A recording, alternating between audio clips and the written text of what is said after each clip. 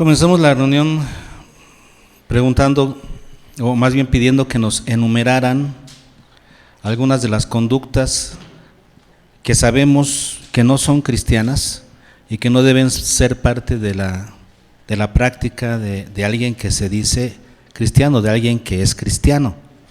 Y mencionaban pues varias, ¿no? Desobediencia, falta de perdón, etcétera, ¿no? Ansiedad, afán. Hay muchas conductas que no deben ser parte de la vida de un creyente. Jesús lo dijo así. Y entonces vamos a ver en esta ocasión algunas más y algunas de las razones por las que no deben ser. Y vamos para eso. Ya saben dónde estamos trabajando, ¿verdad? En Lucas capítulo 6. Y ahí, en Lucas capítulo 6, ¿qué nos encontramos nosotros? Nos encontramos, hermanos, a partir del versículo 20 en adelante, un paralelo, o sea, pasajes paralelos a lo que fue el Sermón del Monte. Si ustedes ven Lucas 6 desde el versículo 20, habla de las bienaventuranzas. Y si sus Biblias tienen referencia ahí, van a ver que esta es la misma referencia que nos lleva al Sermón del Monte de Mateo 5. Acuérdense que el Sermón del Monte, tan famosamente reconocido como el Sermón del Monte, está en Mateo de los capítulos 5 al 7. Mateo del 5 al 7 es el Sermón del Monte. Y aquí son pasajes paralelos al Sermón del Monte, desde el 20 en adelante. Eso quiere decir que aquí Lucas nos está llevando nuevamente a ese evento, al Sermón del Monte, tocándonos aspectos desde el punto de vista de Lucas, por supuesto. En Mateo tenemos el Sermón del Monte o esas enseñanzas desde el punto de vista de Mateo. Y aquí las tenemos desde la perspectiva de Lucas. Pero es el Sermón del Monte. ¿Eso qué quiere decir? El Sermón del Monte fue dado a los discípulos. Cuando nosotros leemos Mateo, en el capítulo 5, vemos que se juntaron ahí los discípulos y estando ahí Jesús con los discípulos les dio estas enseñanzas. Los discípulos nos referimos no solamente a los 12, sino a todos los que seguían a Jesús, que sabemos que eran varias decenas de discípulos. Entonces, si después de que Jesús muere, antes de que resucitara, estaban juntos 120, y de hecho en el día del Pentecostés estaban 120 juntos que se consideraban seguidores de Jesús. Entonces no sabemos el número, pero pueden ser varias decenas de personas los que se consideraban discípulos, o sea, seguidores de Jesús. Si bien Jesús nombró a 12, pero el Sermón del Monte es para todos aquellos que se consideran discípulos. ¿Y cuál es el tema en general del Sermón del Monte?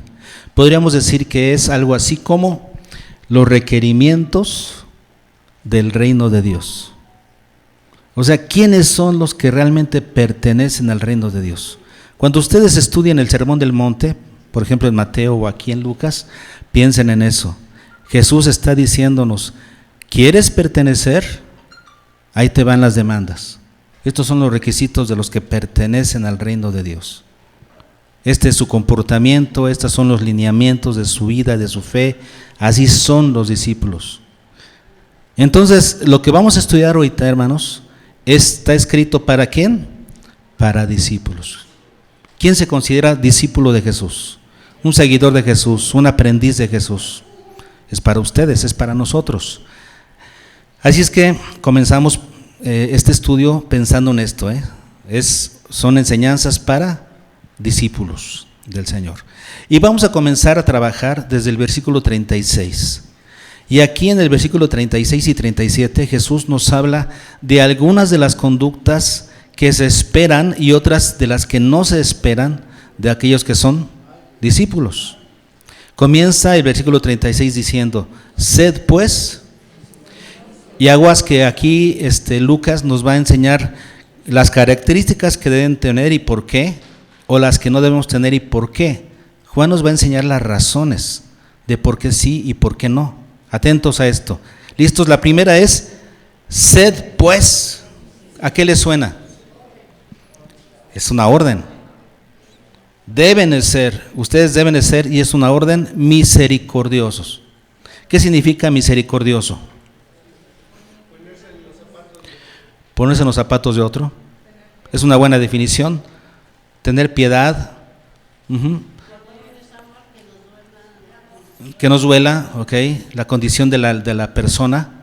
Bueno, se refiere justamente a tener compasión, a ser compasivo hacia los males del prójimo. Eso es tener misericordia, ¿no? Tener empatía. Mostrar ese tipo de compasión es la palabra oiktirmon, misericordioso. O sea, alguien que es compasivo hacia los males de los otros.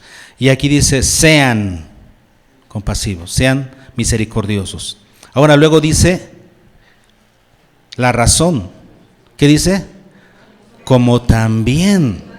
Y esta palabra como está muy interesante, porque esa palabra significa tal y como, así como, justamente es, ¿quién? Vuestro Padre. Así como tu Padre es misericordioso, así como Él es, de esa misma manera tú debes serlo. Entonces, ustedes deben ser misericordiosos, así tal y como vuestro Padre lo es. Fíjense nada más. ¿Cuál es la razón entonces primaria por la que debemos mostrar misericordia si somos discípulos? Si nos decimos discípulos, ¿por qué debemos ser misericordiosos? Porque así es nuestro Padre. Es una cuestión de identidad. Si tú dices que te identificas con el Padre Celestial, con Dios, si dices que te has relacionado con Él, que te has identificado con Él, ¿cómo lo demuestras? Mostrando su misma conducta, siendo misericordioso como Él lo es. Porque Él lo es, tú debes serlo. Es cuestión de identidad. Es como cuando estás en una casa, ¿no? Con tu familia, y una mamá le dice al hijo, aquí no se dicen groserías, por ejemplo. Esa palabra aquí no se dice. O ves que me la has oído decir a mí. ¿Alguna vez me escuchaste decir esa palabra a mí? No. Entonces tú no la dices. Es simple, es cuestión de identidad. Ahora, si me ves decirla, ahí sí, me desarmas. Es como el que le dice, no fumes y está fumando. Entonces, bueno, ahí se acabó. Quedas desarmado como padre. Pero si como padre tú no lo haces, entonces el hijo tiene esa obligación por identidad. Se ve obligado porque tú eres un ejemplo. Es la misma cosa aquí. Si tú te identificas con el Padre Celestial y Él es misericordioso, simplemente por eso tú deberías ser misericordioso. ¿Ok? Seguimos adelante. Versículo 37. Dice, ahora en negativo, las cosas que no deben ser parte de la conducta del cristiano. ¿Qué cosas no deben ser parte de la conducta cristiana? No juzgar. No juzguéis. ¿Qué significa esa palabra juzgar? Condenar, más o menos. Señalar, criticar, ok.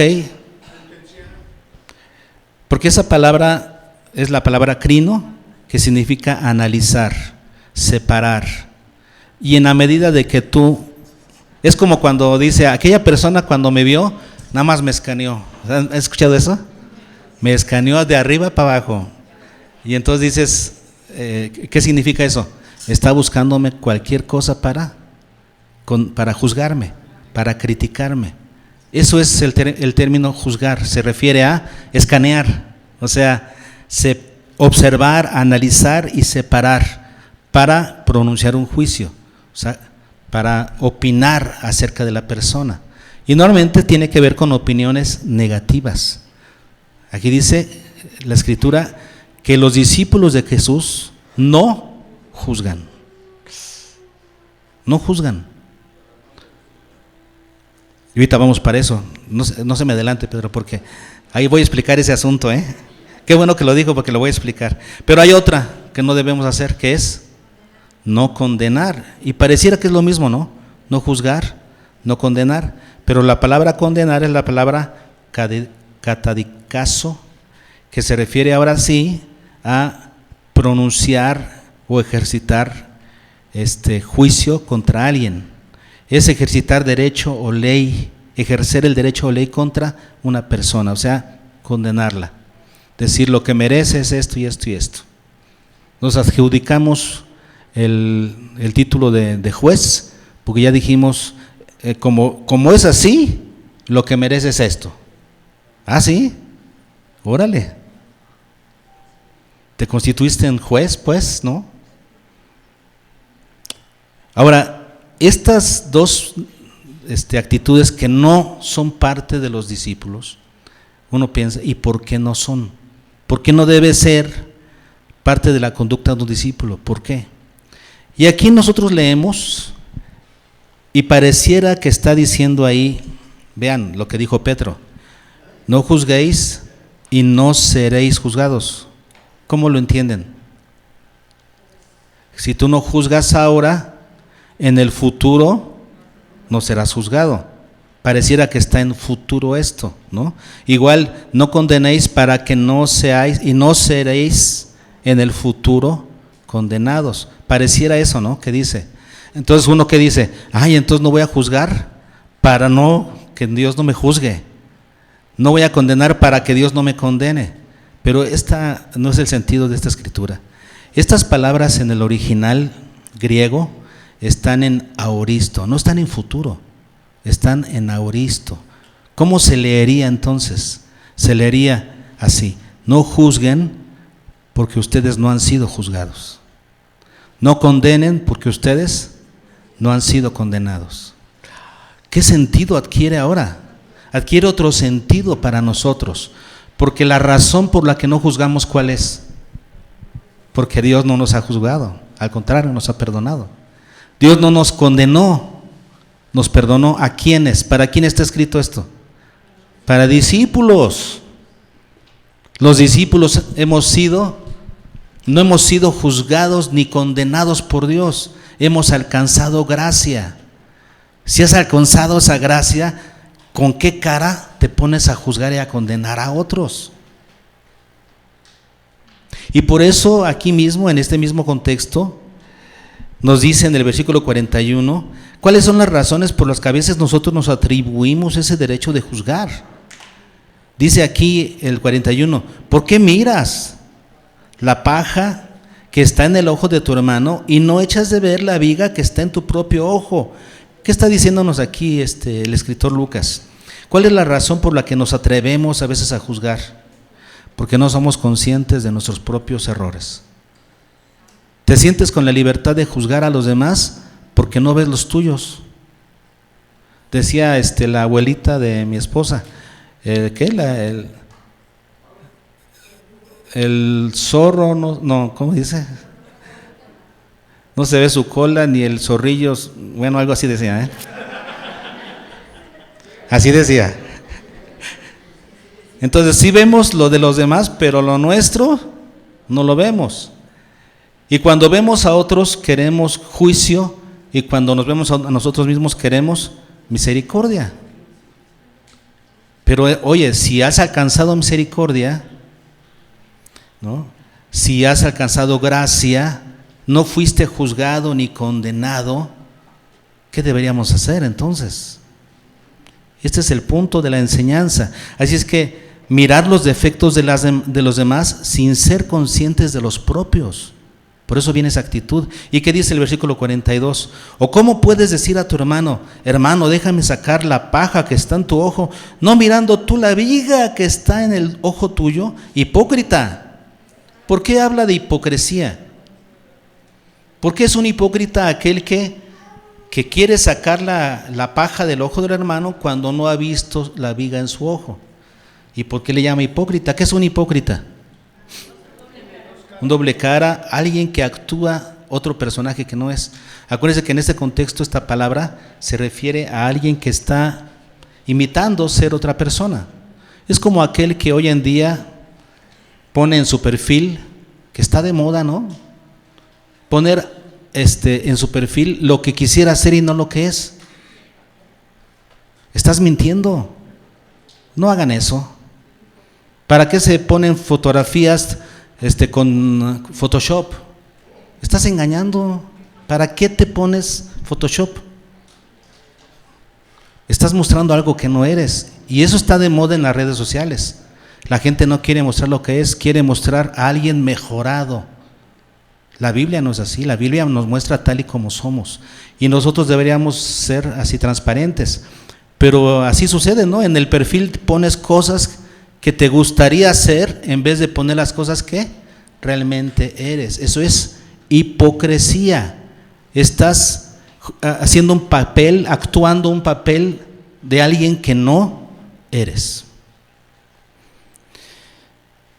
Y es lo mismo que sucede aquí. Por eso le dice aquí el Señor: hipócrita, saca primero la viga de tu propio ojo y entonces verás bien para sacar la viga, la paja que está en el ojo de tu hermano. Lo que está diciendo es: ¿quieres ayudar a otros cuando tú tienes áreas similares de problemas? Estás hundido en problemas similares o hasta mayores y quieres ayudar. Hipocresía. ¿Y por qué le llama hipocresía? Porque estás jugando el papel de juez y tú no eres juez. Solamente hay un juez, Dios. Y en esta tierra los que pueden jugar ese papel son aquellos que Dios les ha dado esa jurisdicción, ¿no? Les ha delegado esa jurisdicción, que son los gobernantes. Ellos llevan la espada y deben juzgar de acuerdo a hechos. Si hacen bien su trabajo, tiene recompensa, para eso los puso Dios. Si no lo hacen bien, darán cuentas delante de Dios. Son los que tienen esa jurisdicción de parte de Dios.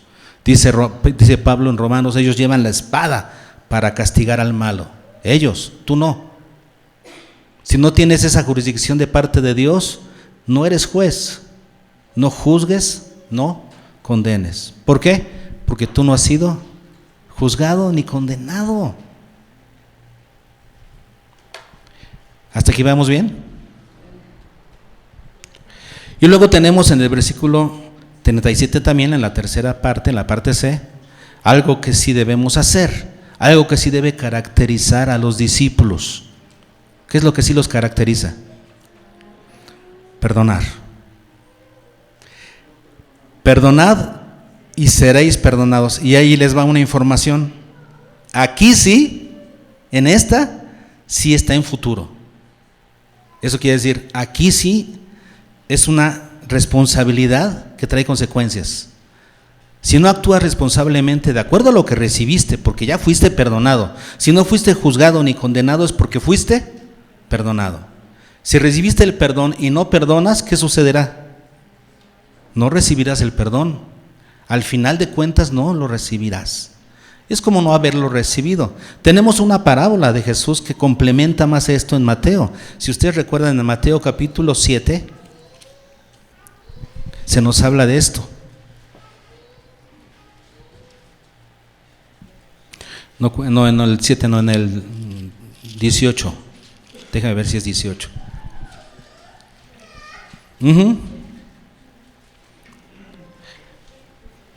En Mateo 18, 21 dice: entonces se le acercó Pedro y le dijo: Señor, ¿cuántas veces perdonaré a mi hermano que peque contra mí?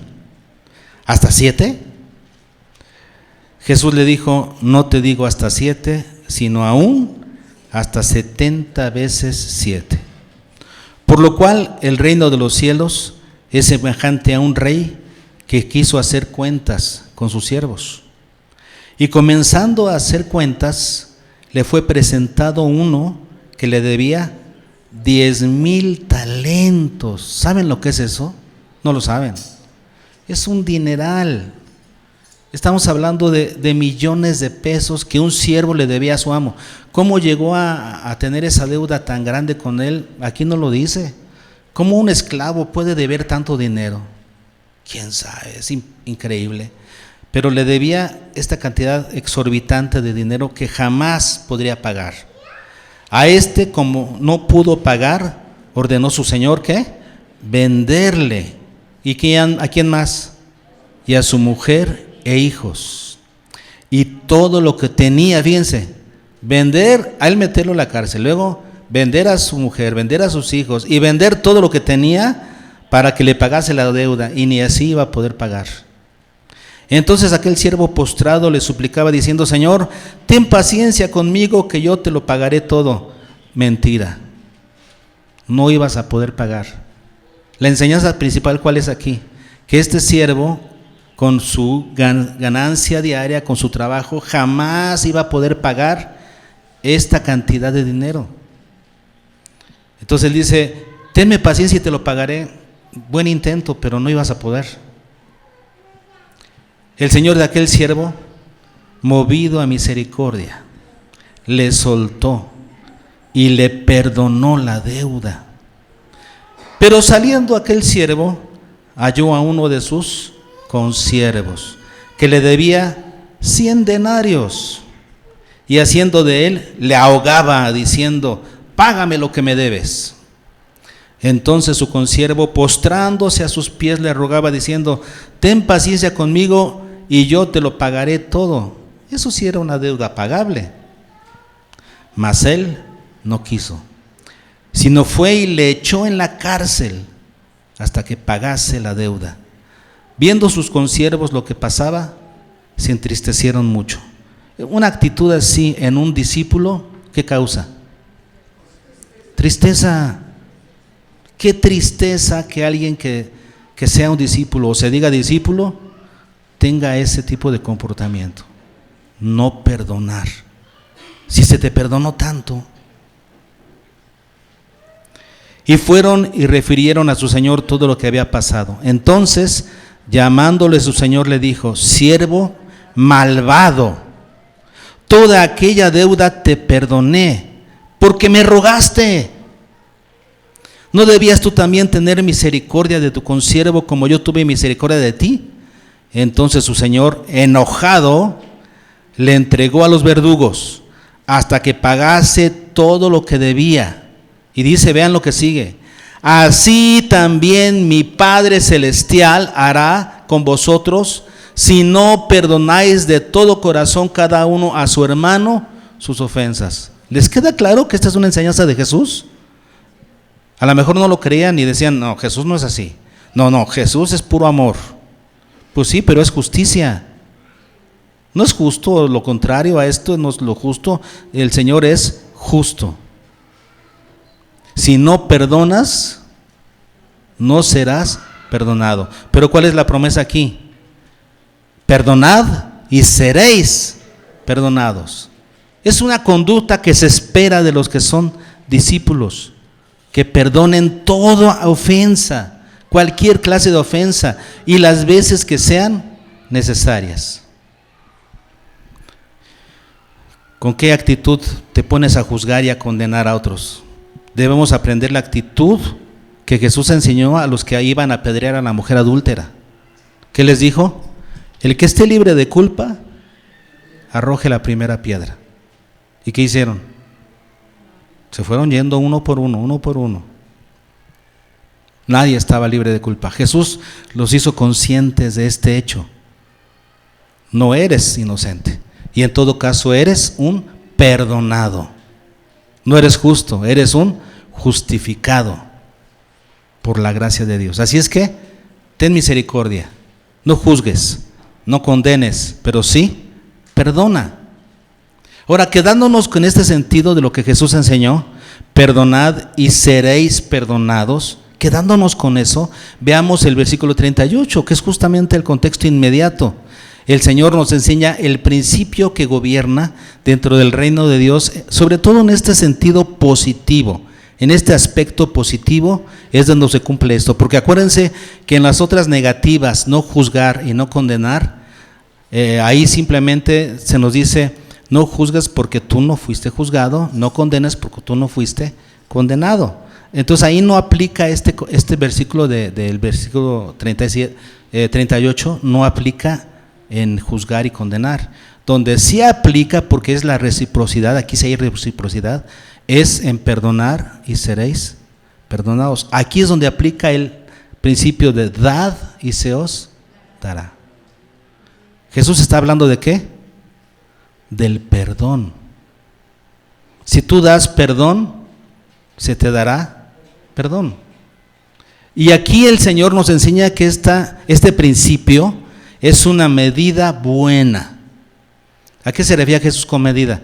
Bueno, Jesús está hablándonos de un fruto, está hablándonos de fruto de grano que se repartía por medidas o se vendía por medidas. Entonces Jesús está pensando en una medida de grano aquí, ¿no? Por ejemplo, ustedes saben las medidas que hay, ya sea, normalmente son cajas, ¿no? Cajas de madera en los pueblos donde se vende por medidas, ¿no? Entonces, dice, es una medida buena. El dad y se os dará es una medida buena. Y acuérdense que Jesús está hablando de perdona y serás perdonado. ¿Y por qué es una medida buena? Porque tiene 3 condiciones, 3 elementos para que sea buena. Número 1, es una medida apretada. ¿Eso qué significa? Que a la hora que ponen el grano en la medida, la apisonan, le hacen así para que no hayan huecos, para que sea una medida buena. Es como cuando vas a hacer un pastel y le pones la masa y ¿qué le haces? Le pegas para que se reparta bien en todos los rincones, no haya aire. Lo mismo aquí cuando es una medida de grano, medida buena, bien apisonada, apretada. ¿Qué más? Remecida. Eso quiere decir una medida que se hace así para que se vaya toda la basurilla que haya y se quede solamente el grano. El grano se aventaba, ¿para qué? Para que se fuera todo lo que era la basura o las cáscaras y se quedara solamente el grano. Por eso era buena. Entonces una medida buena es apretada, apisonada, es remecida y ¿qué más? Es rebosante. O sea, te dan tu pilón. Como decía mi abuelita cuando íbamos a Tonanistla por la masa, dice, deme mi pilón. Y ahí, bueno, échele, ay, cómo no, ahí está su pilón. Y iba con la medida correcta y luego con su pilón, claro. Eso es rebosando. Y entonces las personas allá en Jerusalén normalmente en su túnica hacían esto, en su regazo. Y ahí la aventaban todo el grano en su túnica. Y entonces ya le hacían así, iban con su carga en su regazo. Por eso dice, y rebosando darán en vuestro regazo. Aquí está la medida, póngase. Y se le echaban y así se iban. Por eso dice, en tu regazo. Y luego viene el principio, porque con la misma medida con que midas, si perdonas, serás medido, serás perdonado. Esa es la medida de gracia de nuestro Señor. Y sobre todo en los aspectos positivos. Así es que, qué gran medida la del Señor. Ahora, ¿por qué estas conductas y otras más que hay en la Biblia, pero específicamente estas que estamos tratando aquí, estas conductas de ser misericordioso, no juzgar, no condenar, sí perdonar, porque estas conductas son conductas que se esperan de un discípulo? Versículo 38. ¿Acaso puede un ciego guiar a otro ciego? En otras palabras, ¿puede un seguidor guiar a otro seguidor? Diríamos, sin su maestro. Vamos a pensar en 2 discípulos, pero que no tienen maestro, o no se agarran bien de su maestro. Entonces, ¿quién va a definir lo que es correcto? ¿Este discípulo o este discípulo? ¿Este discípulo le va a enseñar a este o este le va a enseñar a este? ¿Quién va a enseñar? ¿Qué discípulo va a enseñar a qué discípulo? Sin maestro son ciegos, guías de ciegos. Todo discípulo necesita un maestro. Nosotros somos discípulos ¿de quién? De Jesús. Y yo enseño la palabra como discípulo de Jesús, que quiere hacer discípulos de Jesús, no discípulos míos. Yo no quiero discípulos míos, quiero discípulos de Jesús. Es lo que somos enseñados y mandados a hacer. Entonces es lo que está diciendo aquí. ¿Acaso puede un ciego guiar a otro ciego? ¿No caerán ambos en el hoyo? Sí, porque si el que define la verdad es un discípulo, ¿a dónde nos vamos? Al hoyo. Y luego dice el versículo 40, el discípulo no es superior a su maestro. ¿Quién dicta las definiciones de lo que es bueno y es malo? ¿El discípulo o el maestro? O el discípulo le dice, no, maestro, eso está mal. Las cosas son así, maestro. Pues ¿quién es el maestro? Y a veces nos portamos así, ¿no? Como discípulos. Queremos definir las cosas nosotros. ¿Quién es el maestro entonces? El discípulo no es superior al maestro. Entendamos esto. Y nosotros somos discípulos, no maestros. Y luego dice, ¿qué más? Mas todo el que fuere perfeccionado, y la palabra perfeccionado significa hacer apropiado. Todo aquel que ha sido apropiado a lo que un discípulo debe ser, ¿se dan cuenta? ¿Qué sucede? Será como su maestro. ¿Cuál es nuestra meta? Ser como Jesús. Ahora se dan cuenta de por qué buscamos esas conductas cristianas, por qué las imitamos, por qué las procuramos, por qué las obedecemos. ¿Por qué? Porque el discípulo quiere ser como su maestro. Nuestra perfección, ¿dónde la alcanzamos nuestra perfección? ¿Dónde alcanzamos nuestro molde? En Jesús. Queremos ser como Jesús. Nuestra meta no está fuera de Dios. Nuestra meta no está en este mundo. Nuestra meta no está en nuestra mente, no está en nosotros mismos. Nuestra meta es Jesús. Y el discípulo quiere ser como Jesús. Aquí tenemos las enseñanzas de Jesús. Luego dice el versículo 43, que es el versículo que nos memorizamos. ¿Qué dice? No es buen árbol el que da malos frutos,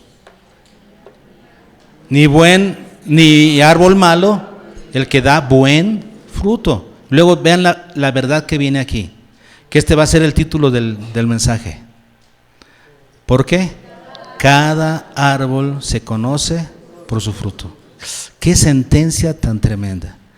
Cada árbol se conoce por su fruto. Entonces, muéstrame tu fruto y te diré quién eres.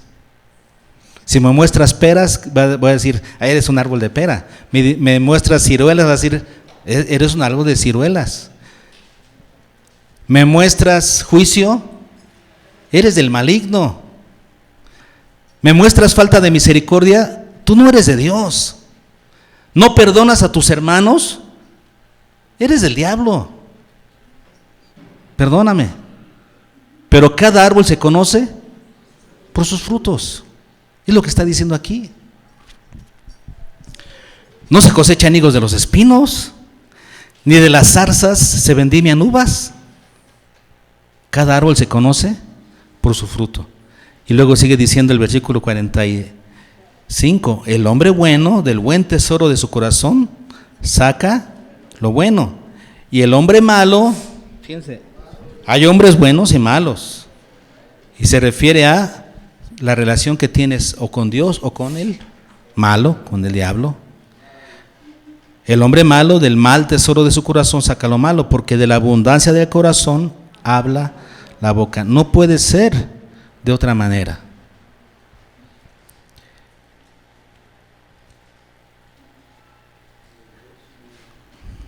Y termina Jesús con una sentencia brutal en el versículo 46 para rematarnos, y nos dice: ¿por qué me llamáis Señor, Señor, y no hacéis lo que yo digo? Los discípulos deben hacer lo que Jesús dice, porque quieren ser como Jesús, como su maestro. Y aquí tenemos un reclamo tremendo. ¿Para quiénes? Para discípulos, o para aquellos que se dicen discípulos. A Jesús lo seguían decenas de personas. ¿Cuántos de esos realmente eran discípulos y cuántos no? No todos eran discípulos. Entonces Jesús utiliza este sermón para confrontar a estos y decirles: ¿por qué me llaman Señor, Señor, y no hacen lo que yo les digo? No me digan Señor. No se identifiquen conmigo. ¡Qué vergüenza! ¡Qué pena! ¿O qué enojo? ¿Por qué se identifican conmigo si no lo son? No me digan. Si no hacen lo que yo les digo, no me digan. Tenemos un pasaje paralelo en Mateo, ¿cierto? En Mateo capítulo 7, vamos para allá, tenemos el pasaje paralelo. Y no paralelos, sino paralelo.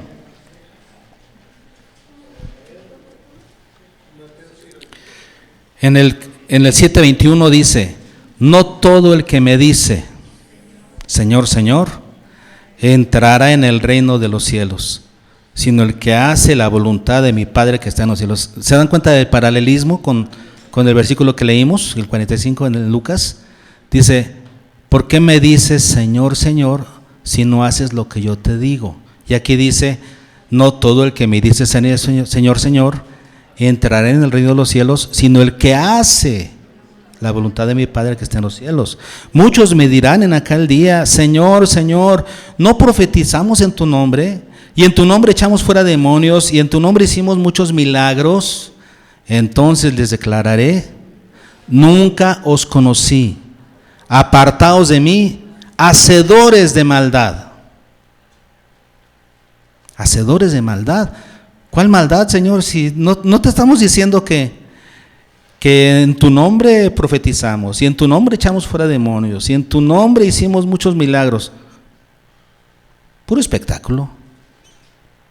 El verdadero fruto, ¿dónde se ve? En la conducta. Misericordia, no juicio, no condenación, sí perdón. En la conducta es donde se ve el fruto, no en lo demás. Lo demás son señales. Ahí no hay esfuerzo. Si estamos hablando de milagros, estamos hablando de cosas que Dios da por su poder. Es el poder de Dios, no tú. Acuérdense que los dones son dones porque se manifiestan en nosotros, seamos consagrados o no lo seamos. Son los dones los que actúan. ¿Dónde hay verdadera virtud? En aquel que tiene buena conducta. La conducta es el fruto esperado. Si no tienes conducta correcta, ¿qué sucede? El Señor te va a decir: nunca te conocí. O sea, me decías Señor, Señor, pero yo nunca te conocí. Oh Señor, pero iba a la iglesia y tenía ministerios. Nunca te conocí. Y la prueba está en que el fruto que dabas no era el correcto. Tú no abriste los ojos.